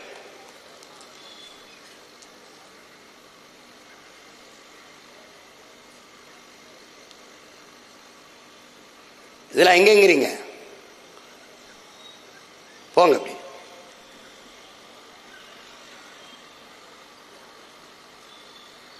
இது முல்லை பெரியாற்று அணை. நமக்கு அணை கட்டினது யாருக்கு? நமக்கு. கட்டியவன் யாரு? நம்முடைய பாட்டனார் சேதுபதி மன்னனுடைய அமைச்சராக இருந்த முத்துயிர்லப்ப பிள்ளை அவர் குதிரையில போயிட்டு இருக்கும்போது பாக்குறாரு, இங்க நீர் அதிகமா போகுது, இந்த நீரை தடுத்து இது பண்ணா பாசனத்துக்கு பயன்படுத்திட முடியும்னு பாக்குறாப்ல. ஆனா அது அணை கட்டுறதுக்கு முன்னாடி நம்முடைய ஆட்சி முறிது வெள்ளக்காரன் வந்துடுறான். அப்ப வந்த பிறகு ராமநாதபுரம், சிவகங்கை, மதுரை இந்த பகுதியெல்லாம் வறண்டு இருக்கிறதுனால என்ன பண்றதுன்னு தெரியல. அப்போ கர்னலா வந்த பென்னி குக்குங்கிற ஒரு மாமனிதன் நமக்கு இந்த அணையை கட்டி கொடுக்கலான்னு முடிவெடுக்கிறாப்ல. அப்ப காசு இல்லை அவர்கிட்ட. இந்த திட்டத்தை கொண்டு வெள்ளை அரசிட்டு கொடுக்கும்போது அது ஒத்துக்கிற மாட்டேங்குது, பணம் இல்லைன்றது. இந்த மகான் விடாம இந்த மனிதன், இந்த மானோட நேயம் கொண்ட அந்த மகத்தான மகன் போய் தன் சொந்த ஊர்ல தன்னுடைய சொத்தை பூரா பிரிச்சு விற்கிறாப்ல. கூட பிறந்தவங்க எல்லாம் அதுக்கு ஒத்துக்கல, வித்துறது.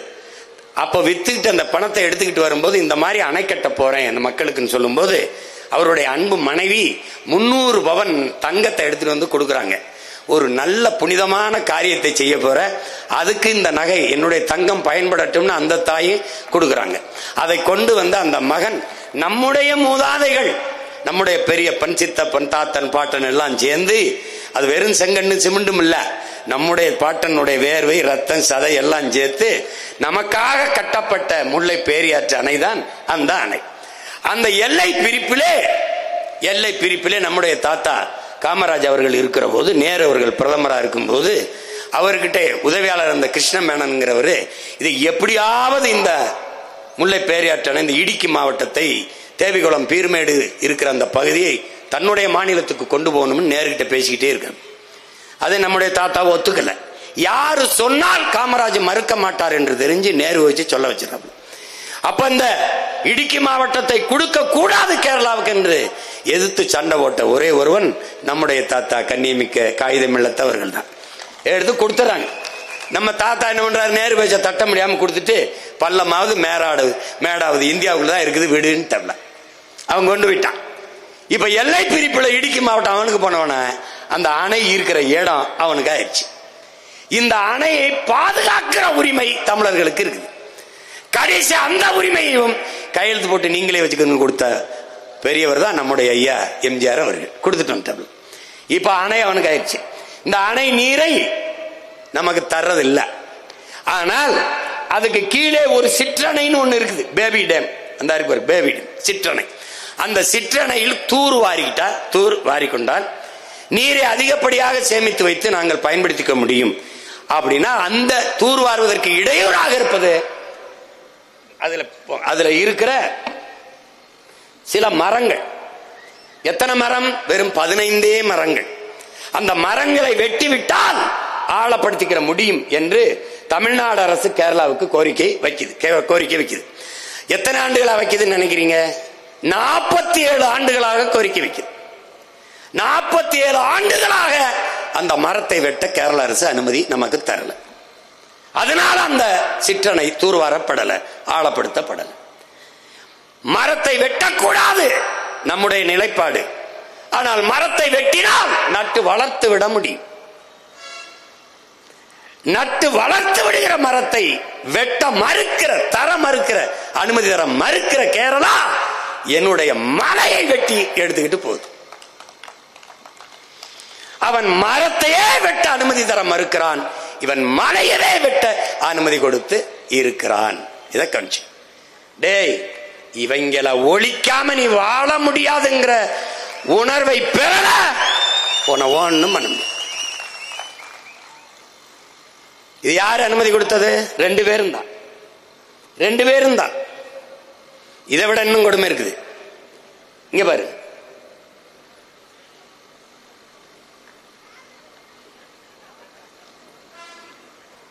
இதான் இப்ப இதுல என்ன வருதுன்னா, இங்க பாரு கொஞ்சம், இதுல என்ன வருதுன்னா, இந்த நம்ம போராடின பிறகு அங்க இருக்கிற மாவட்ட ஆட்சியர் இந்த வளங்களை கனிம வளத்தை கொண்டு போறதுக்கு தடை விதிச்சிடறாப்ல.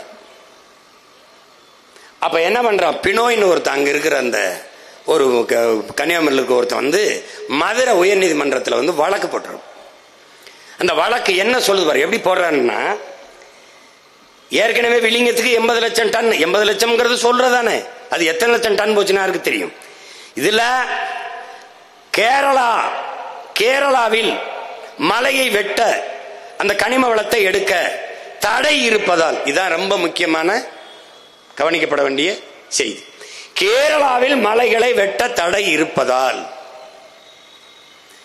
அரசின் கட்டுமானம் மற்றும் தனியார் கட்டுமானம், சாலை ஓடுதல், இந்த மாதிரியான பணிகளுக்கு கற்களும் மணலும் தேவைப்படுவதால் தமிழ்நாட்டில் இருந்து மலையை வெட்டி எடுத்துட்டு போக எங்களுக்கு அனுமதி தர வேண்டும் என்று நீதிமன்றத்தில் ஒருத்தன் வழக்கு போடுறான். அப்போ அரசு தரப்புல ஒரு வழக்கறிஞர் இருந்திருப்பார்ல, அவர் கேரளாவில் மலையை வெட்ட ஏன் தடை என்று கேட்டிருக்கணுமா இல்லையா? கேட்கல. ஏன் வெட்ட தடை? அங்க நல்ல ஆத்தாளுக்கு அப்பனுக்கும் பிறந்தவன், சோற்றிலை உப்பு போட்டு சாப்பிட்டு சூடு சொரணையோடு வாழ்பவன், மானம் ரோசம் தன்மானம் எல்லாம் கொண்ட மலையாளி ஆள்வதால் பெத்தவனே அவனுக்கு அப்பனாக இருப்பதால் வெட்டாதரா மலையன்ட்டான். இங்கே மத்தவனே நமக்கு ரொம்ப நாளா அப்பனா இருப்பதால் வேட்டிக்கிட்டான். ஏன்னா அறுக்கிறது அவங்க ஆத்தா மாறுல, எங்க ஆத்தா மாறுனால விட்டுட்டான். இப்ப பாரு, அந்த நீதிபதி அவர் என்ன கேட்கிறாங்கன்னா, இந்த ஒரு அள்ளி எடுத்துட்டு போன 750 10 சக்கரம் கொண்ட பாரவுந்துல 750 வண்டியில ஒரு லாரியில பாரவுந்துல ஒரு நாளைக்கு நீங்க எடுத்துட்டு போகலாம்ங்கிற அனுமதியை கொடுத்துறாங்க. கற்களை நீங்க எடுத்துட்டு போகலாம் கேரளாவுக்கு. பாத்துக்க, இதெல்லாம் நீ தெரிஞ்சுக்கணும்ல.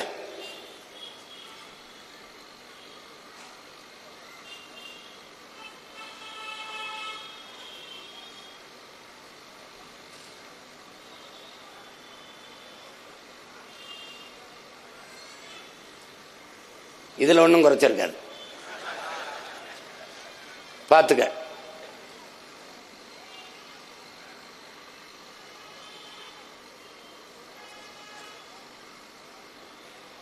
அங்க நீதிபதி ஸ்ரீமதிங்கிற அம்மா எடுத்துட்டு போங்க, வெட்டி எடுத்துட்டு போங்கன்னு கொடுத்துட்றாங்க. மதுரை நீதிமன்றத்தில் கொடுத்துட்றாங்க. அதுல இதை விட இன்னும் பெருமைக்குரிய செய்தியெல்லாம் இருக்கு. இந்த தருமபுரி கிருஷ்ணகிரியில வந்து நம்ம ஏன் இந்த மாநாடை போடணும்னா, இங்க இருக்கிற இந்த பாறை வந்து ஓட்டுநர்கள், அந்த உரிமையாளர்கள் சங்கத்தின் தலைவர் யுவராஜ் அவர்கள் பேசின ஒரு காணொளி வரும் பாருங்க. அவர் என்ன சொல்றாருன்னு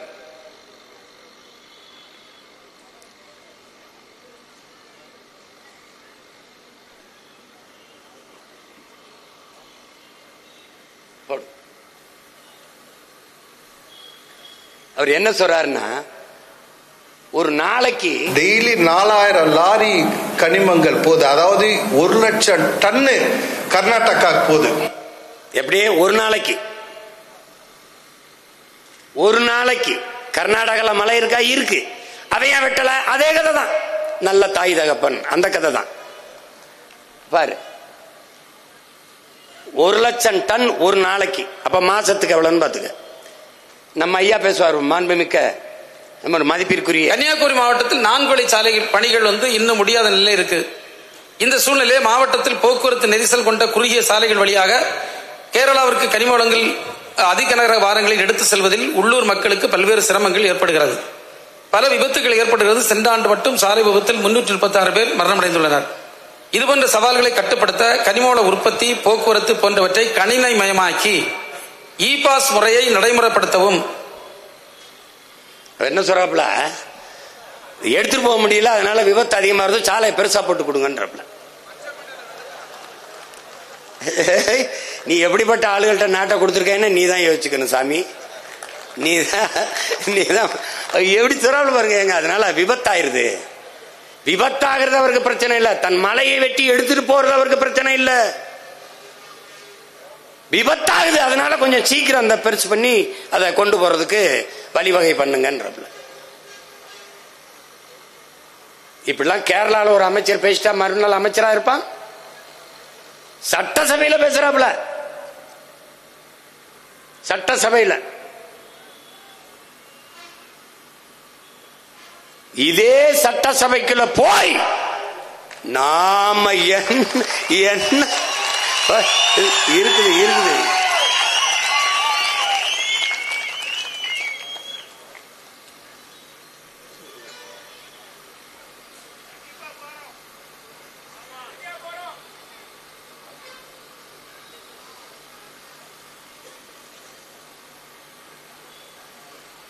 அதுதான் உன்னுடைய. இப்ப குன்றிருக்கும் இடமெல்லாம் குமரன் இருக்கிற இடம் என்று நாம் வழிபடுறோம். நம்ம சொல்றது என்ன? குன்று இருக்கும் இடமெல்லாம் நம் குமரன் இருக்கும் இடம்னு. இந்த குன்றுகளில் நம் குமரன் இருக்கிறானா இல்லையா? இறைமகன் இயேசு பல்லாயிரக்கணக்கான மலை பிரசங்கங்களை, இறையுரையை பல்லாயிரக்கணக்கில் மலை மேல நின்று மலை முகடில் இருந்து ஆற்றி இருக்கிறார். அப்ப அந்த மலைகளில் இறைமகன் இயேசு நின்று பேசிய மலைகள் இது இல்லையா? இறைதூதர் ஸல்லல்லாஹு அலைஹி வஸல்லம் நபிகள் நாயகம் அவர்கள் இந்த ஹீரா மலையில் தான், அந்த குகையில் தான் அவர் இறையருளையே பெறுகிறார். ஆனால் அவர் இறையருள் பெற்ற மலை அது இல்லையா? இதான் நம்ம எழுப்புற கேள்வி. அதை எப்படி நீ கண்ணு முன்னாடி வெட்டி எடுத்துட்டு போக விட்டு வேடிக்கை பெற்றிருக்க?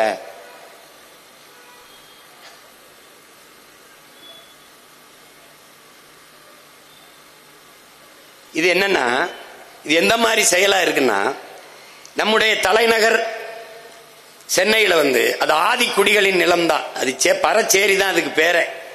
அதே மதராசப்பட்டினம், அந்த நிலத்தை கொடுத்தவனே நம்ம பாட்ட ஆதி தமிழன் தான். அவன் பேர்ல தான் அந்த நகரமே இருக்கு.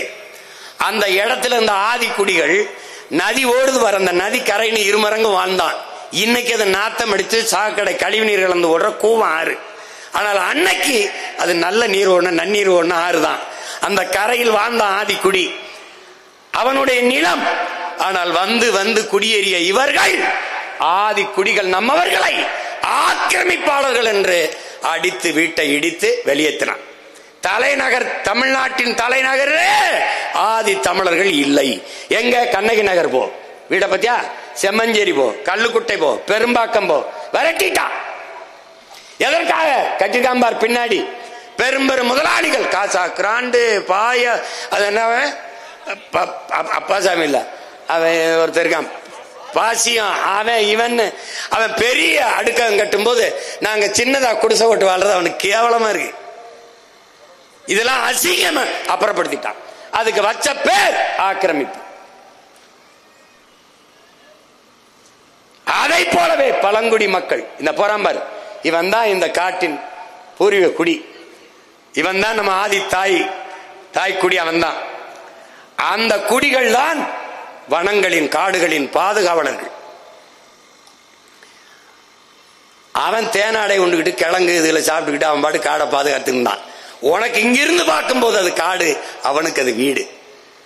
அவனை வெளியேற்றினால் தான் அந்த வளங்களை வேட்டையாட முடியும் என்பதாலேயே பழங்குடி மக்கள் எவன் அந்த வனத்தை பாதுகாத்து இருக்கிறானோ அவனை வெளியேற்றினான். 30 ஆண்டுகளுக்கு மேலாக எவன் ஒருவன் வனத்தையும் மலையும் பாதுகாத்து நின்றானோ நம்மவன் வீரனுக்கு அப்பன் வீரப்பன் அவனை மரங்களை வெட்டி விற்கிறான் என்று திருடன் என்று பழி சுமத்தி அளித்தான். அதை போல பழங்குடி மக்களை வெளியேற்றான். வள வேட்டைக்கு இடையூறார்கள். உனக்கு தெரியும் பச்சை வேட்டைன்னு கிரீன் கண்டன், உனக்கு தெரியும் தண்டகாரண்யம் நீ படிச்சிருப்ப. தண்டகாரண்யம் இன்னைக்கு அந்த இடத்துல 200 லட்சம் கோடிக்கு கனிம வளங்கள் அந்த மலைகள் இருக்குன்ட்டு அந்த காடுகளை வெட்டி அழித்தால்தான் அந்த மலைகள் இருக்கிற வளங்களை எடுக்க முடியும். அந்நிய முதலாளிகளுக்கு ஒப்பந்தம் போட்டு கொடுத்துட்டான். இப்ப அந்த காடுகளை அழிக்க போகிற போது அங்க வாழ்ந்த புறகுடி மக்கள் பழங்குடிகள் இது என்னுடைய வீடு தொடக்கூடாது என்று போராட ஆரம்பிச்சான். அவன் தான் இன்னைக்கு மாவோயிஸ்ட் என்று பழிய சுமந்து நிற்கிறான். அதுபோலதான் இந்த ஆதி குடிகள் காடுகளிலிருந்து அப்புறப்படுத்தப்படுவது. அந்த பழங்குடி மக்களுக்கு இன்னும் குடி சான்றிதழ் இல்லை, சாதி சான்றிதழ் இல்லை. திருவண்ணாமலையில் வாழ்ந்த 3000க்கும் மேற்பட்ட நம்ம ஆதி குடிகள் குறவர் குடிகளுக்கு உங்கள் உடன் பிறந்தவன் உங்கள் மகன் வந்து நின்று போராடி, இந்த எங்க அண்ணன் கேப்டன் துறை இருக்காரு, நாங்க நின்று போராடி 3000 பேருக்கு குடி சான்றிதழ் வாங்கி கொடுத்தோம். எஸ்சி எஸ்டிங்கிறான். எஸ்டிக்கு இருக்கிற அந்த இடப்பகிர்வை அவன் பெற முடியாது. குடும்ப அட்டைக்கு 5 கிலோ அரிசி, ஆனால் குடும்ப அட்டை இருந்தால் தான் வாங்க முடியும். அவனுக்கு குடி சான்றிதழே இல்லாத போது எப்படி போய் அவன் அந்த உரிமையை பெற முடியும்? அப்ப எவ்வளவு தூரம் நம்மளை நசுக்கி ஒடுக்கிய அடக்கி வச்சிருக்கான்னு பாத்துக்க.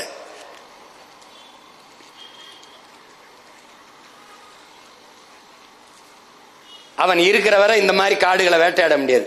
இந்த பழங்குடி மக்கள் தான் அதிகமாக குற்றச் செயல்களுக்கு பலியாகிறவர்கள். எப்படி? எவன் தாலி எடுத்தாலும் இவன் தான் திருநான், எவன் சாராயம் காய்ச்சலும் இவன் தான் சாராயம் காய்ச்சனான், எவன் நகை திருநாளும் எவன் வீட்டுல பணங்கள்லாம் போனோம் இவன் தான். ஏன்னா இவனுக்கு அதிகாரம் இல்லை, அரசியல் வலிமை இல்லை, கேட்க ஒருவனும் இல்லை, தூக்கி உள்ள போட்டுவான். இந்த வர்ணிக்கிறான் பார், இதுதான் இதுக்கு ஒரே விடிவு, ஒரே முடிவுதான். நமது அரசு நமது அதிகாரத்தை நிறுவுவதுதான், வேற வழியே கிடையாது. போங்க.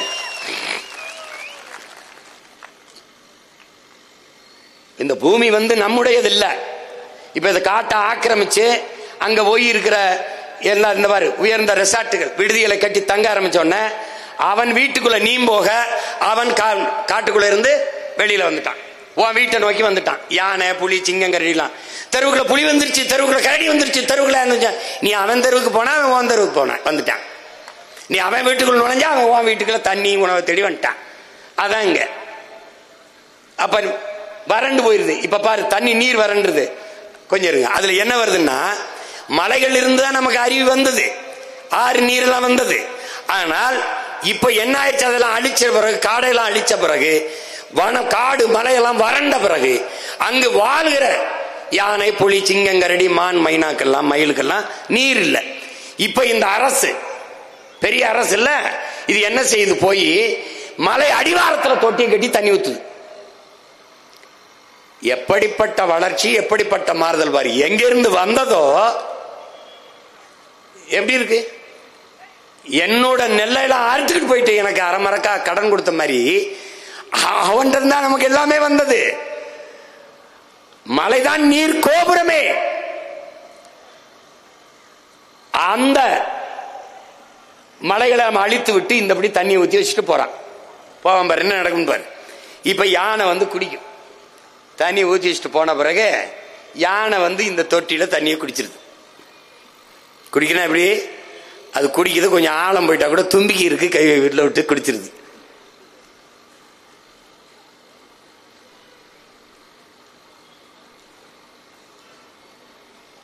என்னன்னா இந்த மலை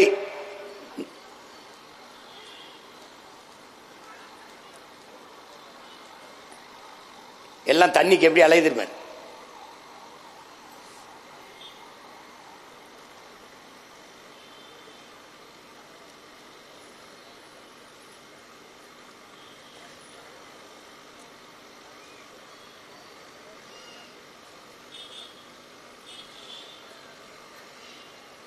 இப்ப யானை குடிக்கிறத நீ பாக்குற, ஏன்னா அதுக்கு தண்ணி துதிக்கை இருக்கு, நீளமா இருக்கு. தண்ணி உள்ள தொட்டிக்குள்ள போன பிறகு இந்த பரிதாபத்தை ஒரு தடவை நீ பாரு. இப்ப தண்ணி உள்ள போயிருச்சா, இப்ப இவர் குடிச்சிட்டு போயிருவாரு. இவங்க எல்லாம் என்ன பண்ணுவாங்கன்னு ஒரு தடவை பாரு. இவர் அப்படியே அந்த தண்ணியை சுத்தி சுத்தி வருவாப்ல. எவ்வளவு எவ்வளவு வழியை தருது பாரு. இவர் யானை செத்துட்டாரு, அவரால் வாழ முடியல. காட்டுக்குள்ள யானை செத்துட்டாரு, கடலுக்குள்ள இவர் தான் பெரிய ஆளு, திமிங்கலம் இவர் பெரிய சண்டீர் இவர் தான், இவரால் வாழ முடியல, இவரும் வந்து செத்துட்டாப்ல. இப்ப கடல்ல பெரிய ஆளு திமிங்கலம் வாழ முடியல, காட்டுக்குள்ள பெரிய ஆளு யானை அவர் வாழ முடியல. காட்டுக்குள் யானையும் கடலுக்குள் திமிங்கலமும் வாழ முடியாத போது நாட்டுக்குள் மட்டும் மானுடா நீ எப்படி வாழ்வாய் என்ற கேள்வியை நீ எழுப்பாகணும்.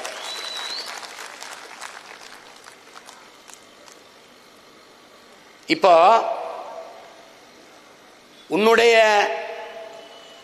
உன் இனத்தின் தொன்மத்தை நீ அறியணும்னா, நம்ம முன்னோர்கள் சொல்லிக்காம பாரு, இவன் பூரா வந்து மருத்துவன். உன் இனத்தின் தொன்மத்தை நீ அறியணும்னா, இன்னும் மலைகளில் எண்ணற்ற மூலிகைகள் நிறைந்து வளர்ந்து இருக்கிறது. நீ போய் தேடு. எந்த மூலிகை சாப்பிட்டால் என்ன நோய் குணமாகும்? டெங்கா நிலவேம்பு, கொரோனாவா கபசுர குடிநீர், மஞ்சக்கா மலையா கீழா நெல்லி, அப்படி கண்டு உணர்ந்திருக்கான் பாரு. அகத்திக்கிறையா அகத்துக்கு நல்லது, சீரகமா அகத்தை சீர் செய்யும் சீரகம், முருங்கைக்கிறையா இரும்பு சத்து அதிகம், பொன்னாங்கண்ணியா கண்ணுக்கு நல்லது. எல்லாத்தையும் கண்டு உணர்ந்து பகுத்து வகுத்து உன் முன்னவன் வச்சுட்டு போயிருக்கான். அதை நீ தேடி எந்த செடியை தின்றால் என்ன நோய் குணமாகும் என்று ஆராய தொடங்கினால் உன்னுடைய இனத்தின் தொன்மத்தை நீ அறிய முடியும்டாங்கிறான். அது எவ்வளவு மூத்த இனம் என்பதை நீ கண்டு உணர்வாய்கிறான். அவ்வளவு மூலிகையும் தந்தது அவதான், அந்த மலைதான். அதுல இன்னைக்கு என்ன பண்றான்? இந்த இயற்கை மூலிகை மருத்துவம் இருக்கிற வரை செயற்கை மருத்துவத்துக்கு நீ அளபதி மருத்துவத்துக்கு வரமாட்டாயின்னு பார்த்தீனிய செடியை உள்ள விட்டு மொத்த மூலிகையும் மறைச்சிட்டான். இப்ப மலை எங்கும் பார்த்தினிய செடிதான். உன்னுடைய மூலிகைகளை நீ கண்டு தேடி பிடிக்கவே முடியாது, அப்படி மறைச்சு விட்டான், முடிச்சு விட்டான்.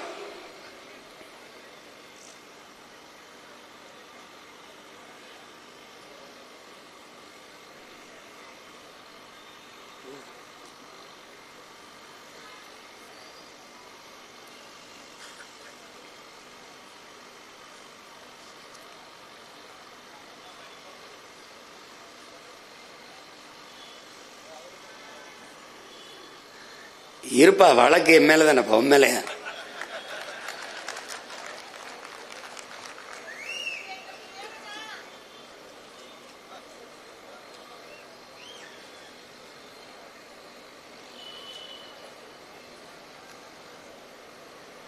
என்ன சொல்ல வருது? இந்த பூமி வந்து ஒண்ணுது இல்ல, உனக்கானதுல உனக்கு மட்டுமானது இல்ல. இது பல கோடிக்கணக்கான உயிர்களின் உடைமை, பல கோடிக்கணக்கான உயிர்களின் உடைமை இந்த பூமி.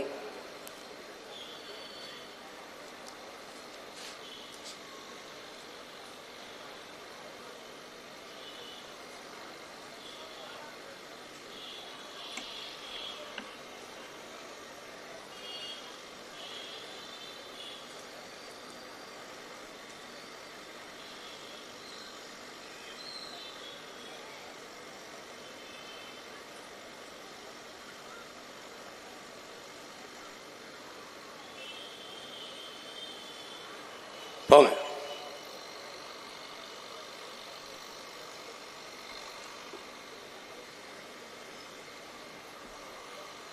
அது என்னன்னா இருக்குமா அங்க கோயில் என்னங்க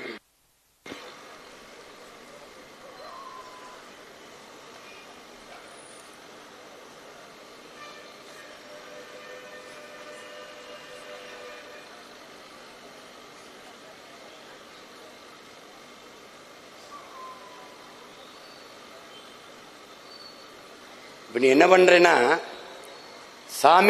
சாமியா நீ சிலையை வணங்குற, ஆழ்ந்து பாரு, அந்த சிலையை தந்ததே இந்த மலை தான். இப்ப யாரை நீ வணங்கணும்னு ஆழ்ந்து பார்த்துக்க. நீ கோயில்களை வச்சு வணங்குறியே சாமி, பாரு பாரு.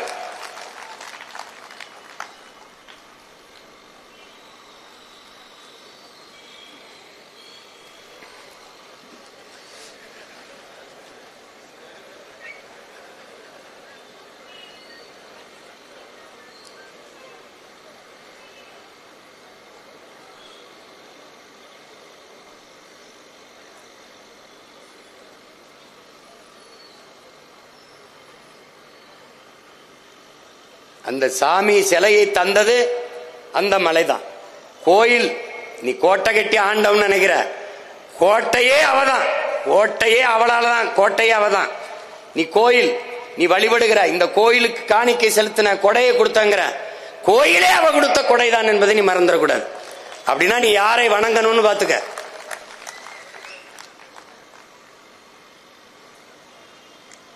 பாரு கோட்டை, உன் பாட்டன் செஞ்சி கோட்டையை பாரு, அவ கொடுத்ததுதான். நீ வணங்கணும்னா அப்ப யாரை வணங்கணும்ங்கிறது நீ புரிஞ்சுக்கணும்.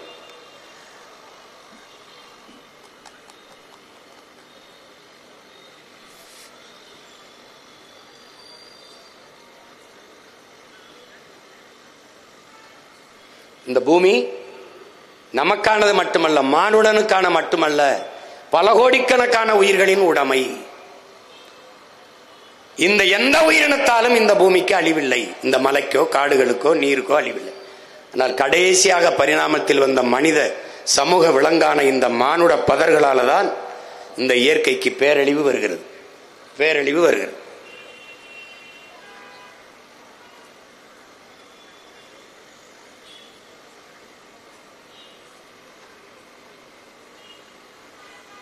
இது மலை என்று நீ நினைக்காத, இது மலை அல்ல, இது மலை அல்ல, இது மலை அல்ல, உன் பூமி தாயின் முளை, முளை, அதை பாதுகாக்க உழை.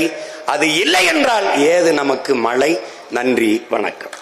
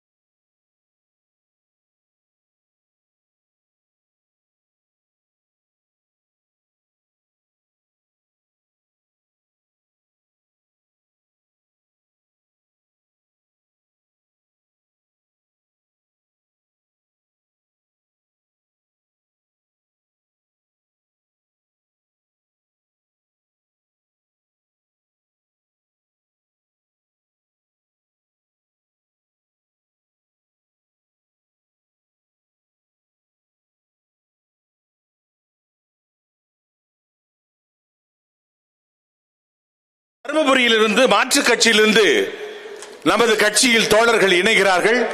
அவர்களை இன்முகத்தோடு வரவேற்போம்.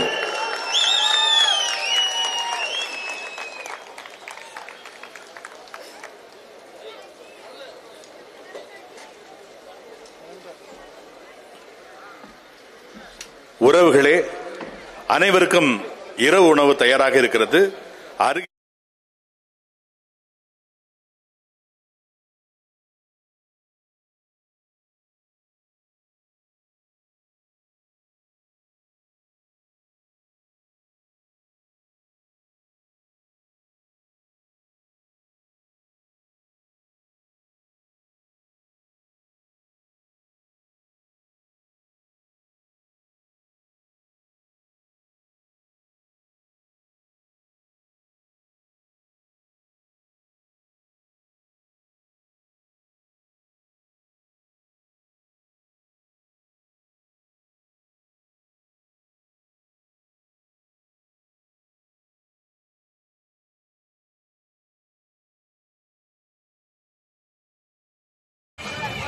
no.